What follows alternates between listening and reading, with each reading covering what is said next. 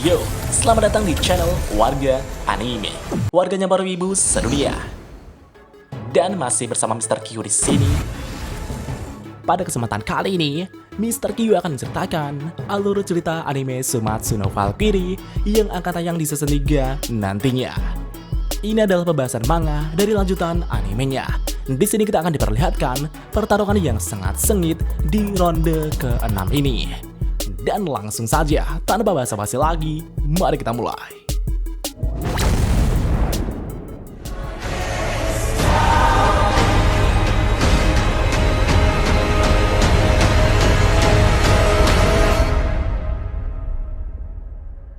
From dust.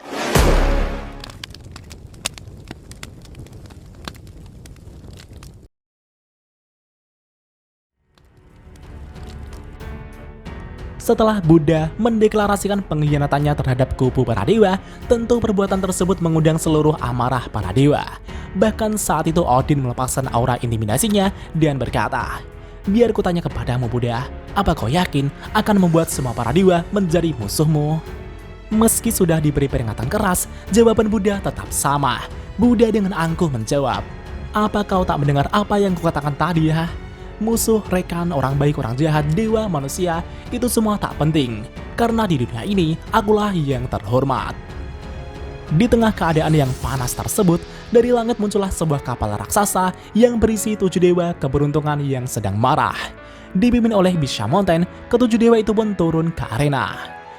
Karena pengkhianatan dari Buddha tersebut, Zeus kemudian menyerahkan pertarungan ronde ke-6 kepada mereka. Kubu dewa pun akan diwakili oleh Bishamonten. Namun ketika wasit menyuruh ke-6 dewa lainnya untuk meninggalkan arena, Bishamonten mengatakan bahwa kami bukanlah 7 dewa. Segera setelah itu, di tengah suasana yang mengintimidasi tersebut, semua dewa keberuntungan yang tersisa itu pun menggabungkan diri mereka dengan Bishamonten. Dan setelah semuanya bersatu, Bishamonten pun berubah menjadi dewa yang sangat menyeramkan yang bernama Zerofuku. Ini adalah wujud asli dari ketujuh dewa keberuntungan. Zerofuku kemudian menatap Buddha dan berkata, "Aku akan membunuhmu, akan kubuat kau jadi daging cincang, akan kubakar, akan kucabik-cabik, dan kau akan kubunuh." Namun seperti biasa, Buddha tidak terlalu peduli dengan semua ocehan tersebut. Dan tak lama kemudian, Zerofuku mengeluarkan sebuah senjata berbentuk kapak raksasa dari tubuhnya. Setelah mengeluarkan kapaknya, aura jahat Zerofuku menjadi semakin mengintimidasi. Di tengah badai aura tersebut, wasit pun memperkenalkan kedua petarung kembali, di mana Buddha mewakili kubu manusia melawan Zerofuku yang mewakili kubu dewa. Dan ronde ke-6 pun dimulai. Namun sebelum pertarungan benar-benar pecah, kita diperlihatkan tentang masa lalu Zerofuku terlebih dahulu. Jadi awalnya, si Zero ini dulunya adalah seorang dewa yang sangat baik dari dewa manapun. Dalam perjalanannya di tanah manusia, setiap hari Zerofuku selalu menebar kebahagiaan kepada semua makhluk yang ia temui. Hingga suatu ketika, Zerofuku sampai di sebuah desa manusia, di mana desa tersebut diisi oleh orang-orang yang menderita. Setelah melihat hal tersebut, Zerofuku merasa sedih dan berniat untuk menghilangkan penderitaan mereka semua. Sampai akhirnya, Zerofuku benar-benar menyembuhkan semua orang yang ada di desa tersebut dengan menyerap setiap penderitaan yang mereka alami. Meskipun Zerofuku menanggung beban penderitaan semua orang, Zero tetap senang. Asalkan semua penduduk di sana senang, Zero juga ikut senang. Lalu setelah itu, Zerofuku kemudian melanjutkan perjalanannya untuk menyerap setiap penderitaan dan menyebar kebahagiaan kepada setiap makhluk yang ia temui. Sampai pada akhirnya, kondisi tubuh Zerofuku telah dipenuhi oleh penderitaan. Tapi meskipun begitu, ia tetap senang asalkan semua orang ikut senang. Setelah bertahun-tahun berlalu, Zero kemudian kembali ke desa pertama yang dahulu ia selamatkan. Namun sesampai di sana, desa tersebut telah dipenuhi dengan perbuatan tercela yang dilakukan oleh penduduk desa tersebut. Zerofuku yang melihat itu pun tak bisa berkata-kata dan tersungkur tak berdaya. Bahkan saat Zerofuku bertemu dengan orang yang ia selamatkan pertama kali dahulu, orang itu justru tak mengenali sosok penyelamatnya dan malah meludahi Zerofuku dengan bejatnya. Dan tak lama kemudian, datanglah rombongan yang dipimpin oleh Buddha yang sedang melakukan perjalanan. Zero yang melihat itu pun sangat terkejut. Meskipun rombongan itu terlihat sengsara, tapi mereka justru terlihat senang. Zerofuku pun tak mengerti dengan apa yang ia lihat. Zero Fuku kemudian meneriaki Buddha yang melewatinya. Ketika Buddha menawari kacang polongnya, Zero malah melempar kacang polong pemberian Buddha dan mengoceh tentang kesialan yang menimpanya. Ketika dirinya menyerap semua penderitaan dan memberikan kebahagiaan, justru mereka malah berakhir menjadi bejat. Sedangkan rombongan yang dipimpin oleh Buddha, walaupun keadaan mereka sengsara, tapi mereka masih terlihat bahagia. Zero pun bertanya kepada Buddha, kenapa, dan kenapa? Dengan pose keren seperti biasanya, Buddha berkata kepada Zero bahwa kebahagiaan bukanlah hal yang harus diberikan kepada orang lain, melainkan hal yang harus didapatkan sendiri. Di mana ada bayangan, pasti ada cahaya. Setelah itu, Buddha kemudian menawari Zero Fuku untuk ikut mencari pencerahan bersamanya. Tapi tanpa menjawab sepatah kata, Zero langsung lari menuju ke hutan sendirian. Sebagai dewa keberuntungan yang memberikan kebahagiaan kepada manusia, tentu Zero Fuku merasa terendahkan dan iri dengan Buddha. Karena setelah apa yang ia lakukan selama ini, yaitu dengan menyerap penderitaan semua orang, harusnya ialah yang berada di posisi Buddha tersebut. Zero yang tenggelam dalam rasa kecewa, iri, dan dengki itu pun mulai meluapkan amarahnya. Yang akhirnya, sang dewa keberuntungan itu pun berubah menjadi dewa bencana. Ia pun bertekad untuk menghancurkan umat manusia.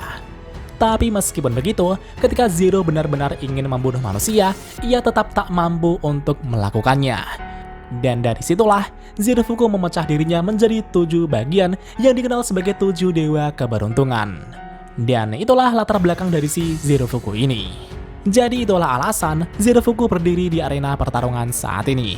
Selain didasari atas rasa benci pada umat manusia, Zero juga ingin membalas penghinaan Buddha di masa lalu. Dan kita kembali di pertarungan saat ini.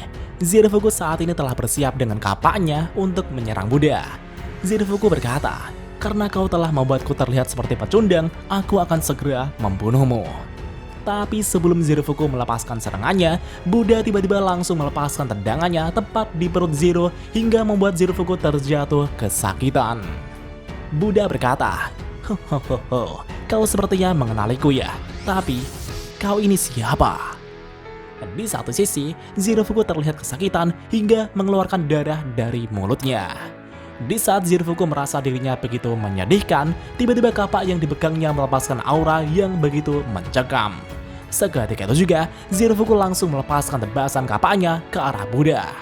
Namun Buddha dapat menghindarinya dengan begitu mudah. Karena serangannya tak mengenainya, Zero pun terus melepaskan serangan demi serangan yang membabi buta ke arah Buddha.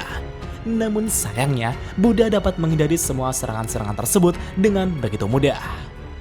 Di sisi lain, kubu dewa yang melihat serangan Zero Fuku tak mampu mengenai Buddha sama sekali itu pun mulai meragukan kemampuan Zero Fuku. Bahkan Zero Fuku juga sangat kesal karena serangannya tak bisa mengenainya. Merasa jika dirinya terus diliputi kemalangan dan kesialan, tiba-tiba kapak Zero Fuku semakin membesar dan sangat mengerikan. Dan ternyata, kemalangan atau kesialan tersebut merupakan kekuatan sejati dari Zero Fuku. Jadi gini pak, kekuatan Zero Fuku ini terhubung dengan senjata kapak yang ia pakai. Kapak ini disebut sebagai Misery Cleaver atau kapak kemalangan. Kapak tersebut memiliki kemampuan untuk menyerap kemalangan atau kesialan yang Zero Fuku alami. Setiap Zero Fuku mengalami kesialan, kekuatannya akan semakin meningkat dan kapak tersebut akan semakin membesar. Dan tentunya, daya hancur dari kapak tersebut juga semakin mengerikan. Seperti halnya tadi, ketika Buddha terus menghindari serangan Zero Fuku akan semakin merasa kesal. Dan tentunya, kapak tersebut akan bertambah kuat dan semakin membesar. Dan setelah kekuatan Zero Fuku dan kapaknya bertambah kuat, Zero Fuku kembali melepaskan serangan yang sangat mengerikan ke arah Buddha. Bahkan saking kuatnya serangan tersebut, dampak dari serangan itu telah menghancurkan pijakan yang dipijaki Buddha. Tapi untungnya, Buddha masih dapat menghindarinya dengan melompat ke udara. Di saat Buddha akan mendarat, kapak Zero Fuku ternyata sudah menunggunya. Namun betapa mengejutkannya, Buddha masih saja dengan santuinya menghindari serangan tak terduga tersebut. Bahkan saking santuinya, Buddha melakukan pose anehnya sambil memuji senjata milik Zero itu. Dan tentunya, bagi Zero itu adalah sebuah ejekan yang membuatnya semakin kesal. Seketika itu juga, Zero dengan kecepatan yang sangat cepat langsung melepaskan serangan ke arah Buddha. Tapi sebelum Zero melakukan serangannya, Buddha sudah bergerak terlebih dahulu. Dan karena itulah, Buddha berhasil menghindari serangan Zerofuku tersebut. Di sisi lain, Gale yang melihat pertarungan itu pun sangat terkejut. Sebelum Zerofuku menyerang, Buddha sudah tahu arah serangan Zerofuku. Gale kemudian bertanya, apakah kemampuan Buddha sama seperti Kojiro? Brunhild kemudian menjawab bahwa kemampuan Buddha ini jauh berbeda dengan Kojiro. Brunhild mengatakan jika itu adalah kemampuan melihat masa depan yang hanya bisa dicapai oleh mereka yang mendapatkan pencerahan. Kemampuan ini juga disebut sebagai Pure Enlightenment Egg Consciousness, atau pencerahan murni kesadaran ke-8. Dan karena itulah, Buddha tak dapat disentuh sedikit pun oleh Zero selama ini. Setelah berkali-kali menghindar, akhirnya Buddha melancarkan serangan balik kepada Zerofuku. Senjata Buddha itu pun berhasil menghantam Zero dengan cukup kuat hingga membuat Zero kesakitan. Zero berkata, rahangku sakit, aku tak bisa mengenaimu sama sekali. Kenapa? Ini kenapa? Kenapa ini bisa terjadi? Buddha menjawab, sorry bro, aku bisa mengintip ke masa depan. Zero yang mendengar itu pun sangat marah. Zero merasa jika hal tersebut adalah kecurangan. Dengan penuh amarah, Zero pun kembali menyerang dengan membabi buta. Tapi lagi-lagi, Buddha dapat menghindari serangan-serangan itu sambil balik menghajarnya. Bahkan semua orang yang melihat pertarungan itu pun merasa jika Buddha sudah berada di atas angin. Namun sialnya, Zerofuku yang terus mengalami kesialan itu tentunya juga akan semakin bertambah kuat.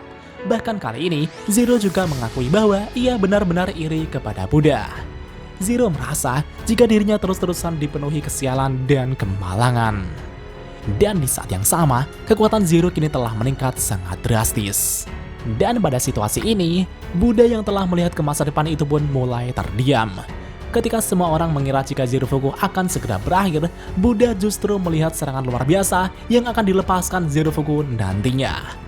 Bahkan Buddha yang terdiam membeku itu pun berkata, wah, bukankah itu juga curang? Sementara di sisi lain, Brunhild yang melihat Buddha terdiam itu pun bertanya-tanya tentang apa yang sebenarnya dilihat Buddha di masa depan hingga membuatnya terdiam membeku. Dan tak lama kemudian, kapak Zero saat ini telah membesar dan berubah menjadi kapak berkepala 6. Dan tentunya, Buddha tak akan bisa menghindari serangan kali ini. Bahkan semua orang yang melihat itu pun sangat terkejut ketika melihat kapak Zerofuku yang sangat menyeramkan. Dan apakah yang akan terjadi selanjutnya? Mari kita lanjut di part selanjutnya. Setelah semua rasa sial dan kemalangan yang dialami oleh Zero, rasa sial tersebut kini telah terakumulasi dalam kapaknya hingga membuat kapak tersebut menjadi sangat-sangat besar. Bahkan saking mengerikannya, kapak tersebut telah berubah menjadi kapak berkepala 6. Dan segera setelah itu, Zerofuku akan menghantamkan kapaknya ke arah Buddha. Walaupun dihadapkan sebuah kengerian seperti itu, Buddha tidak menunjukkan tanda-tanda rasa takut sama sekali. Buddha kemudian tersenyum dan melakukan sesuatu terhadap tongkatnya. Dan seketika itu juga, kapak Zero telah menghantam Buddha.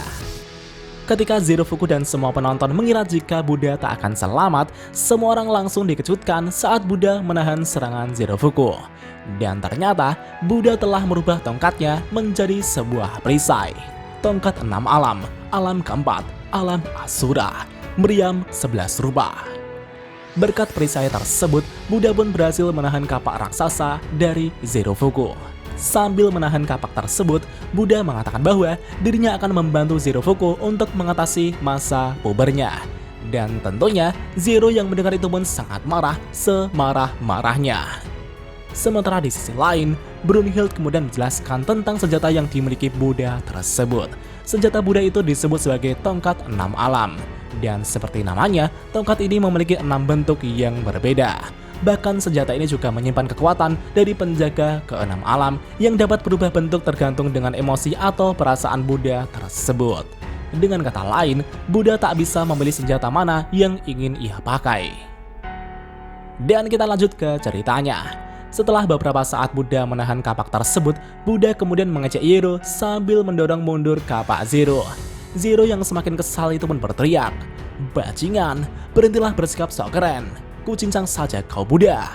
Segera setelah itu, Zero kemudian merubah kapaknya kembali menjadi bentuk seperti duri-duri yang mengerikan.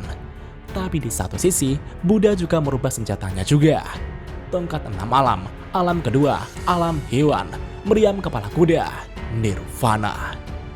Senjata Buddha kini telah berubah bentuk menjadi gada besi. Segera setelah itu, mereka berdua pun mulai saling menyerang. Di saat Buddha menerjang ke arah Zero Fuku, Zero saat itu langsung mengayunkan senjatanya untuk menghabisi Buddha. Dan seketika itu juga, kapak tersebut telah berada tepat di atas kepala Buddha. Namun sebelum mengenainya, berkat kemampuan penglihatan masa depannya, Buddha berhasil menghindari serangan itu sambil melancarkan serangan balasan. Senjata Buddha saat itu telah berhasil melukai perut Zero Fuku hingga membuatnya berdarah. Semua orang yang melihat itu pun sangat kagum dengan kemampuan bertarung Buddha. Bahkan Gale saat itu bertanya-tanya, bukankah Buddha tak bisa merubah bentuk senjatanya sesuai keinginannya?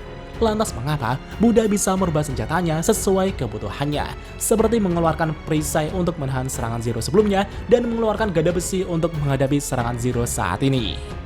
Brunhild kemudian menjawab bahwa itu karena Buddha menjalani hidupnya sesuka hatinya. Tak ada satupun orang yang bisa mengaturnya. Dan itulah dia, remaja terkuat dalam sejarah. Jadi dahulu kala, sebelum menjadi Buddha, ia bernama Siddhartha Gautama, seorang pangeran dari kerajaan India Utara kuno, Kapilavastu. Kehidupannya sebagai pangeran tentu serba kecukupan, baik dari segi ekonomi maupun status. Bahkan ia juga sangat baik hati dan memiliki kemampuan bertarung yang mumpuni. Dan suatu ketika, Siddhartha telah menemui kerabatnya yang bernama Jataka, raja dari kerajaan Mala. Seperti yang kita lihat, hubungan mereka berdua terlihat sangat dekat. Bahkan Siddhartha memanggil Jataka sebagai kakak. Namun di saat mereka bertemu, Jataka telah jatuh sakit. Tapi karena Siddhartha sudah jauh-jauh mengunjunginya, Jataka kemudian mengajak Siddhartha pergi untuk jalan-jalan sebentar. Di saat mereka berdua berdiri di puncak kerajaan Mala, Siddhartha membicarakan tentang kemakmuran rakyat kerajaan Mala yang tentunya menjadi kebahagiaan bagi Jataka itu sendiri. Namun di satu sisi, Jataka tidak terlihat seperti bahagia. Meskipun kehidupannya serba kecukupan, tapi pada akhirnya ia tak pernah memilih apa yang benar-benar ia inginkan. Jataka juga mengatakan apa yang ingin ia ketahui di belahan dunia ini dan apa yang ia inginkan sebenarnya. Dan setelah membicarakan hal tersebut, Siddhartha yang mendengar itu pun dibuat sangat terkejut. Sesaat kemudian, Jataka pun kembali mencairkan suasana dan menyuruh Siddhartha untuk melupakan apa yang ia katakan. Namun tentunya tak semudah itu untuk melupakannya. Dan singkat cerita, percakapan mereka pun berakhir. Setelah beberapa hari berlalu, Jataka pun dikabarkan telah meninggal. Siddhartha kemudian langsung menuju ke upacara pemakaman. Namun di tengah perjalanan, Siddhartha yang depresi itu pun teringat kembali dengan perkataan Jataka sebelumnya. Semakin dalam Siddhartha memikirkannya, akhirnya ia mendapatkan sebuah pencerahan. Ia telah menyadari makna dari perkataan Jataka sebelumnya. Dan dari situlah, kepribadian Siddhartha berubah 90 derajat. Siddhartha kini mengerti akan kebebasan dan terlepas dari semua aturan. Setelah itu, Siddhartha pun berlari meninggalkan kudanya dan para pengawalnya yang akan pergi ke pemakaman. Sementara di sisi lain, pemakaman untuk Jataka sedang dilaksanakan. Namun pada saat itu, Suddhodana, ayah dari Siddhartha, mempertanyakan kehadiran Siddhartha yang tidak ada di pemakaman tersebut. Tapi tak lama kemudian, Siddhartha pun muncul sembari menaburkan bunga di acara pemakaman Jataka dengan santunya. Bahkan Siddhartha juga mengangkat peti Jataka. Dan tentunya, kelakuan Siddhartha ini pun memancing amarah semua orang di sana, termasuk Suddhodana, ayahnya. Akan tetapi, Siddhartha tak memperdulikan mereka semua dan langsung membawa mayat Jataka pergi ke sungai. Dan kemudian, ia pun menghanyutkan mayat Jataka mengalir ke sungai untuk memenuhi salah satu keinginan Jataka yang ingin mengetahui ujung sungai yang ada di kerajaannya ini. Setelah kejadian itu, Siddhartha pun meninggalkan semuanya, mulai dari statusnya, gelar bangsawannya, dan semua yang ia miliki. Siddhartha kemudian pergi mengembara sambil menolong orang-orang yang ia temui. Bahkan Siddhartha saat itu menolong seorang anak perempuan yang akan dijadikan sebagai persembahan untuk dewa. Dan begitulah masa lalu dari Sang Buddha yang tak ingin terikat oleh aturan yang mengaturnya. Dan kita kembali ke cerita utama. Saat ini, Buddha menyuruh Zero untuk bangun. Buddha mengatakan bahwa ia akan menjadi lawannya sampai Zero berhenti mengeluh dan mengamuk. Zero yang mendengar itu pun tentunya semakin marah lagi. Setelah itu, Zero kemudian merubah bentuk senjatanya lagi menjadi dua bilah pedang. Sementara di satu sisi, Buddha yang melihat itu pun juga merubah senjatanya. Tongkat 6 alam, alam suci, meriam pengabul keinginan. Kapak 12 Diva, Loka Pala. Segera setelah itu, mereka berdua pun kembali beradu serangan satu sama lain dengan senjata mereka. Tebasan demi tebasan dilepaskan Zerofuku. Namun sayangnya, dengan kemampuan melihat masa depannya, Buddha terus menangkis setiap serangan yang dilancarkan Zerofuku. Hingga akhirnya, Zero menunjukkan celah dan Buddha pun langsung menebasnya. Walaupun menerima luka yang parah, Zerofuku masih bisa bertahan dan langsung merubah senjatanya lagi. Kapak kemalangan, formasi badai. Senjata Zero itu pun berubah seperti tentakel yang tajam dan langsung menghujani targetnya. Melihat hal tersebut, Buddha juga kembali mengubah senjatanya lagi. Tongkat 6 alam, alam kedua, alam manusia, meriam bendang tak tergoyahkan. Pedang Vajra abadi, hak saya. Senjata Buddha itu pun berubah menjadi sebuah pilah pedang. Dan seketika itu juga, pedang Zero itu pun langsung menghujani Buddha dan terus mengejar kemanapun Buddha menghindar. Bahkan saking brutalnya, serangan Zero itu pun mengarah ke bangku penonton kubu manusia. Dan tentunya, Buddha tak akan membiarkan hal itu terjadi dan menangkis setiap serangan Zerofuku. Dengan teknik pedang Buddha yang sungguh luar biasa, Buddha saat itu terus menerjang hujan pedang yang dilepaskan Zerofuku.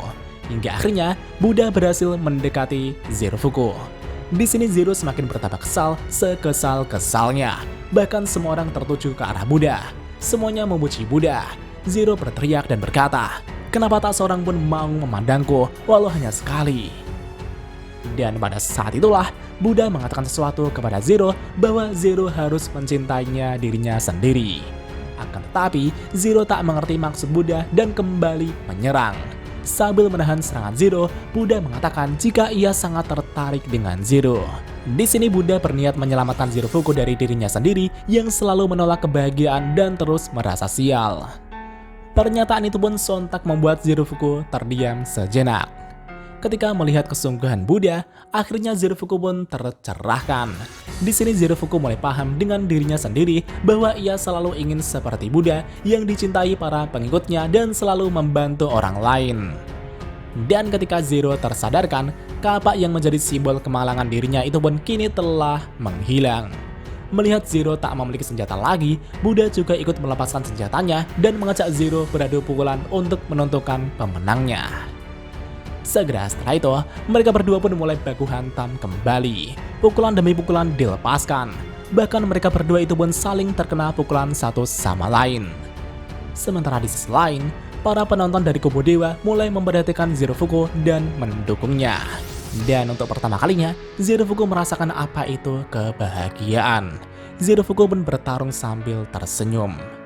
Dan pada akhirnya, Buddha pun berhasil melepaskan pukulan telak kepada Zero hingga membuat Zero terkapar tak berdaya. Namun meski diambang kekalahan, Zero tetap tersenyum bahagia. Setelah Zero tercerahkan kembali, Zero pun berniat mencoba mempercayai dan membahagiakan manusia kembali. Zero juga mengatakan jika ia akan mencoba mencintai dirinya sendiri.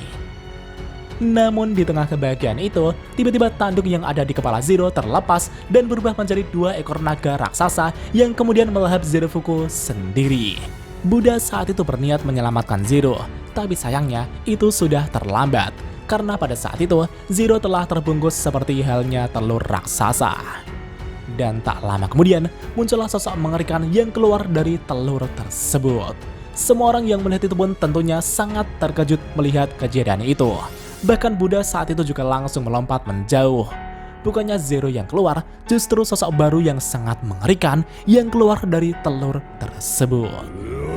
Dan apakah yang akan terjadi selanjutnya? Mari kita lanjut di part selanjutnya.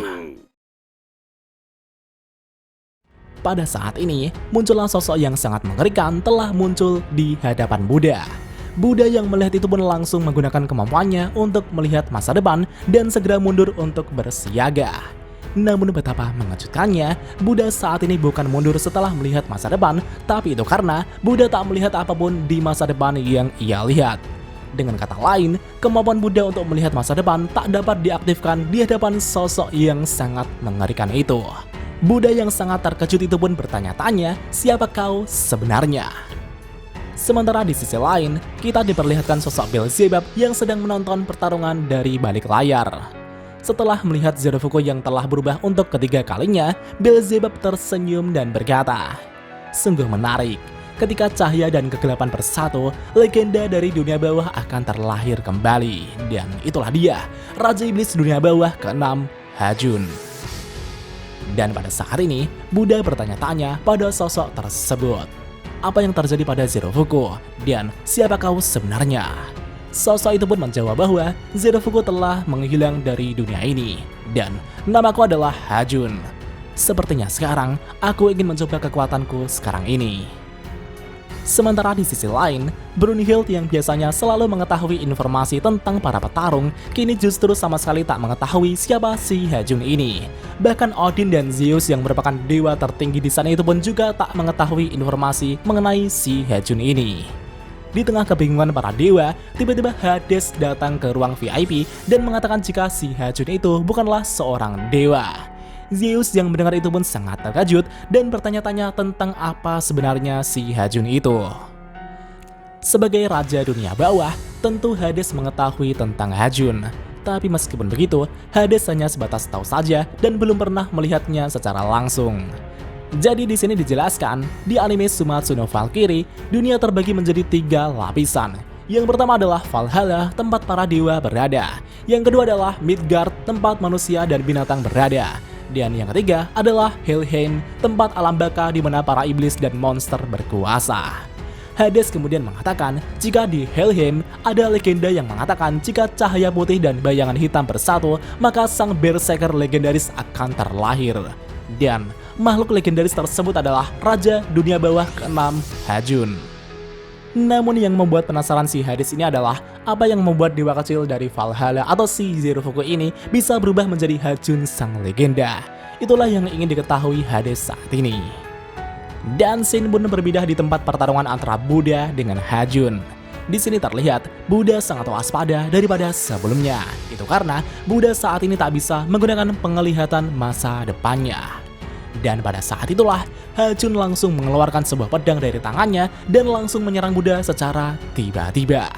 Namun dengan refleksnya yang sungguh luar biasa, Buddha berhasil menahan serangan Hajun dengan pedangnya. Ho, aku terkejut kau bisa menahan seranganku, kata Hajun. Dan setelah itu, Hajun kembali melancarkan serangan secara bertubi-tubi ke arah Buddha dengan kecepatan yang sungguh gila. Tapi sekali lagi, Buddha tetap bertahan dan terus menangkis setiap serangan. Di sisi lain, Brunhild mengatakan jika Buddha sekarang ini tak bisa menggunakan kemampuannya untuk melihat masa depan. Dia tak melihat cahaya apapun dari Hajun, hanya kegelapan mutlak yang dilihat Buddha saat ini. Jadi pada dasarnya, kemampuan mata Buddha ini bukanlah secara langsung melihat masa depan yang akan datang. Tapi secara teknisnya, kemampuan Buddha ini adalah kemampuan untuk melihat perubahan pada jiwa seseorang. Setiap kali seseorang akan melakukan tindakan, maka jiwanya akan bergerak sebelum tubuh fisiknya. Dengan melihat cahaya dari jiwa itu, Buddha akan mengetahui apa yang akan terjadi selanjutnya dari seseorang tersebut. Namun karena tak ada sedikit pun cahaya dari jiwa Hajun, Buddha tak melihat apapun pergerakan dari jiwa Hajun tersebut. Dengan kata lain, Buddha tak bisa melihat masa depan Hajun. Dan pada saat ini, Buddha benar-benar dibuat kewalahan saat menghadapi Hajun. Bahkan Buddha sampai menjaga jarak dari Hajun tersebut. Hajun berkata, "Sungguh luar biasa, kurasa aku harus bertarung dengan kekuatan penuh." Segera setelah itu, Hajun kemudian merubah tangannya menjadi sebuah bor raksasa untuk menyerang Buddha. Heaven Piercing Demon Drill. Sedangkan di satu sisi, Buddha juga merubah senjatanya menjadi perisai untuk menahan serangan Hajun, Ahimsa. Dan seketika itu juga, bor milik Hajun dan perisai milik Buddha itu pun saling berbenturan satu sama lain dengan sangat dahsyat. Dan betapa mengejutkannya, serangan Hajun itu pun berhasil melubangi perisai dan melukai mata kiri Buddha tersebut. Hajun yang menikmati pertarungan itu pun tersenyum dan tertawa. Hahaha. Seharusnya ada lubang di kepalamu sekarang, tapi ternyata kau bisa menghindarinya di saat-saat terakhir. Jadi pada saat serangan Hajun menembus perisai Buddha, serangan Hajun tersebut tepat mengarah di kepala Buddha. Namun di saat-saat terakhir, dengan refleks Buddha yang sungguh luar biasa, Buddha dapat menghindari luka fatal yang akan mengenainya. Dan setelah itu, Hajun kembali merubah tangannya menjadi sebuah kapak dan langsung melesat menyerang Buddha. Dan tentunya, Buddha dengan sigap langsung merubah senjatanya menjadi sebuah pedang untuk menangkis setiap serangan yang dilancarkan Hajun. Karena mata kiri Buddha masih terluka dan tak bisa melihat, tentu itu menjadi titik buta bagi Buddha sendiri. Dan benar saja, Hajun saat itu berhasil melukai sisi kiri Buddha tersebut. Setelah itu, Buddha kemudian merubah kuda-kudanya untuk melindungi titik butanya. Mereka berdua kemudian melanjutkan jual beli serangan satu sama lain kembali. Tebasan demi tebasan dilepaskan. Namun lagi-lagi, Buddha terkena serangan Hajun kembali. Hajun pun tersenyum dan berkata, "Menderitalah lagi dan lagi. Hahaha." Di sisi lain, Ares yang melihat itu pun sangat terkejut dengan kekuatan Hajun yang sangat luar biasa. Bahkan Ares sampai tak percaya Hajun bisa melukai Buddha separah itu dan memojokkannya. Namun Hades yang mendengar perkataan Ares tersebut kemudian menjelaskan bahwa dahulu kala, sebelum Hades menjadi penguasa, Hajun ini pernah menghancurkan setengah dari Helheim. Namun setelah amukan dan penghancuran itu, paginya Hajun tiba-tiba menghilang begitu saja. Dan setelah bertahun-tahun setelah kejadian itu, Hajun tak pernah kembali lagi. Hermes kemudian bertanya, bagaimana bisa Hajun sang legendaris itu tiba-tiba muncul di pertarungan saat ini. Hades kemudian menjawab bahwa hanya ada satu kemungkinan, yaitu ulah si ilmuwan gila Beelzebub. Jadi di sini terungkap mengapa Zirfuku berubah menjadi Hajun. Ketika Hajun menghilang dahulu kala, Beelzebub telah menemukan sisa-sisa dari Hajun yang menghilang. Dan dengan eksperimen yang tidak diketahui, Beelzebub berhasil menciptakan benih Hajun. Sampai pada akhirnya, Beelzebub kemudian menanamkan benih itu ke dalam tubuh Zirfuku saat masih kecil. Dan begitulah alasan mengapa Zirfuku bisa berubah menjadi Hajun yang legendaris tersebut. Dan kita kembali ke pertarungan. Di sini tebasan demi tebasan terus dilepaskan, tapi tetap saja Hajunlah yang masih unggul dalam pertarungan. Hingga sampai pada akhirnya, Hajun berhasil memberikan serangan fatal kembali dengan menusuk kaki Buddha dengan senjatanya. Buddha yang terkena serangan itu pun dengan sigap langsung menjaga jarak dengan Hajun.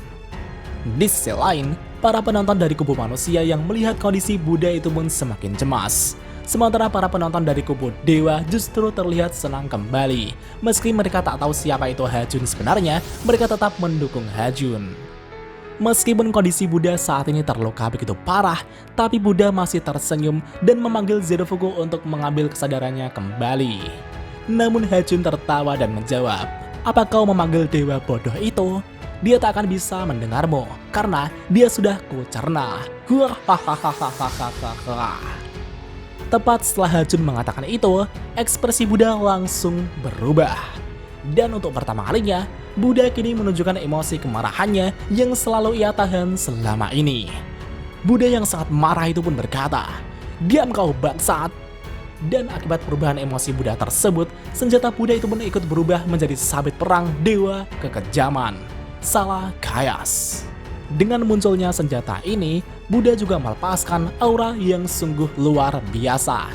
Bahkan Loki dan para dewa yang melihat itu pun sangat terkejut melihat hal itu. Hades merasa jika Buddha sepertinya mengincar satu serangan terakhir untuk menghabisi Hajun. Dan seketika itu juga, Buddha langsung melepaskan serangannya, Samsaras Karma. Jadi pada serangan ini, wajah iblis pada belakang senjata sabit itu berfungsi sebagai tenaga pendorong untuk mempercepat dan memperkuat serangan Buddha.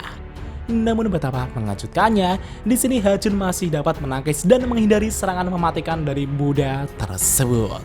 Tapi tak hanya itu saja, Buddha kembali melepaskan energi pendorongnya kembali untuk mengembalikan ayunannya dan menyerang Hajun sekali lagi. Namun lagi-lagi, Hajun berhasil menahan serangan Buddha dengan tangan kirinya. Walaupun tangan Hajun hampir putus, tapi Hajun kini berhasil menusuk perut Buddha dengan senjatanya. Hajun berkata, "Katakan, apa kau punya kata-kata terakhir sebelum kau mati?" Namun Buddha tersenyum tipis dan berkata, "Biar ku katakan sekali lagi, Jika tak ada dewa yang melindungi manusia, maka akulah yang akan melindunginya. Dan jika ada dewa yang berani melawanku, akan kubunuh mereka semua. Dan bagaimanakah nasib Buddha selanjutnya? Mari kita lanjut di part selanjutnya.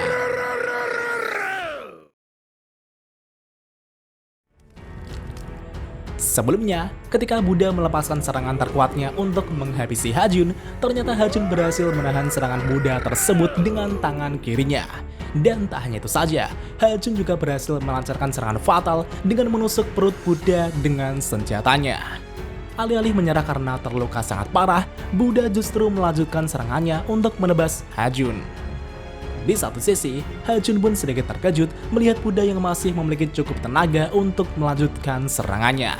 Di sini Hajun pun terpaksa harus mundur.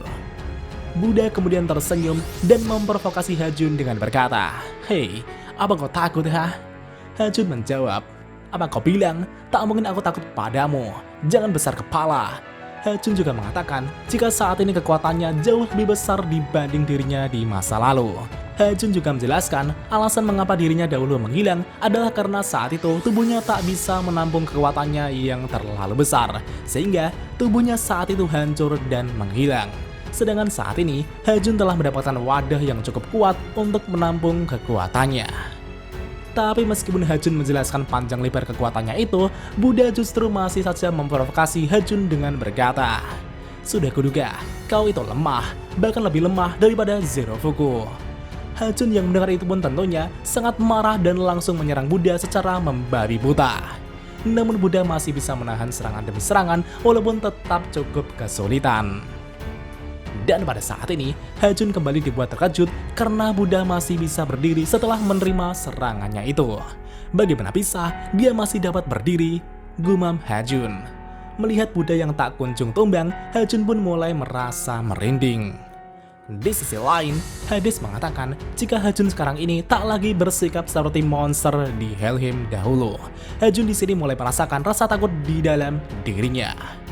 Dan setelah itu, Hajun ingin menolak perasaan itu dan berniat menghabisi Buddha secepatnya. Hajun kemudian memotong lengan kirinya yang tertabas sebelumnya dan membentuknya menjadi sebuah pedang panjang. Dan seketika itu juga, Hajun langsung melesat dan melepaskan serangan ke arah Buddha. Blast of Glory. Sedangkan di satu sisi, Buddha juga sudah bersiap melepaskan serangannya, Karma Destroying Samsara Cycle. Dan seketika itu juga, serangan mereka berdua itu pun saling beradu satu sama lain.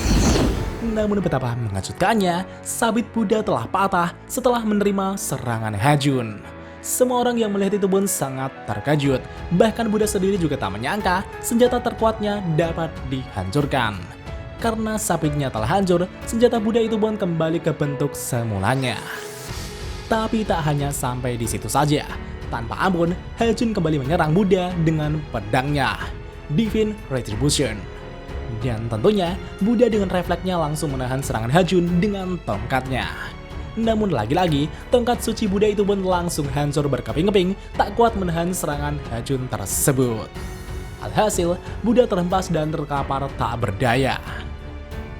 Di saat kesadaran Buddha hampir menghilang, tiba-tiba secercah harapan muncul di sana dan meraih tangan Buddha. Dan sepertinya itu adalah jiwa Zero Fuku yang telah menyadarkan Buddha. Setelah itu, Buddha kemudian membuka matanya dan tertawa. Hahaha. Hajun berkata, "Payah sekali, apa kau menjadi gila setelah dihadapkan kematian?" Setelah itu, Buddha kemudian berdiri. Dan tiba-tiba, gagang kapak milik Zero Fuku sebelumnya kini telah berada di genggaman tangan Buddha. Dan setelah itu, Buddha melakukan teknik Volonnya untuk menyatukan jiwanya dengan sisa jiwa Zero Fuku yang berada di gagang kapaknya.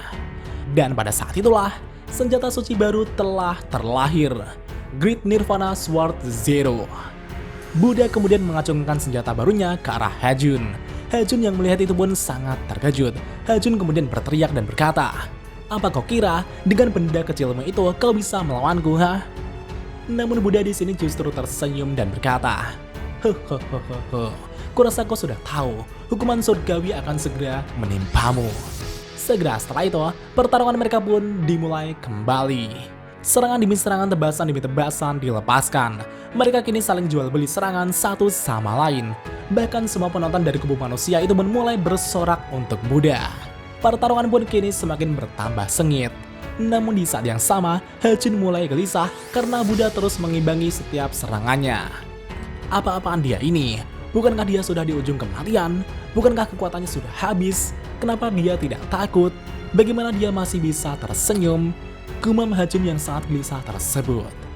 Buddha yang melihat kegelisahan Hachun itu pun berkata, "Ho, kenapa? Kau merasa takut kan?"